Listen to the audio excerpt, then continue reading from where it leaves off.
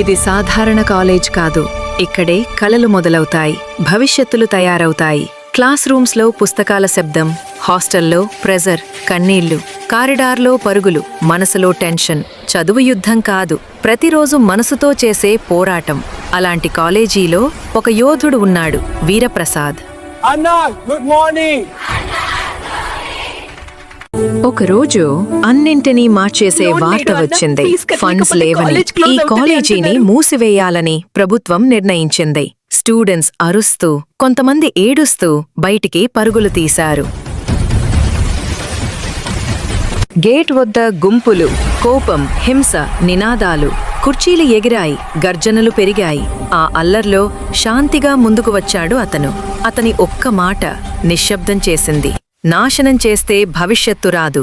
గెలుపు కత్తులతో కాదు, కలిసిన హృదయాలతో వస్తుంది. విద్యార్థుల సమస్య మీడియా దృష్టికి చేరింది. వీరుప్రసాద్ యుద్ధానికి కాదు, సమాధానానికి సిద్ధమయ్యాడు. క్యాంపస్ లోపలే blood donation camp, science expo, hackathon, alumni meet, social media campaign. ఆవేశాన్ని కాదు, ఆశను పెంచాడు. చివరికి కాలేజ్ సేవ్ అయింది.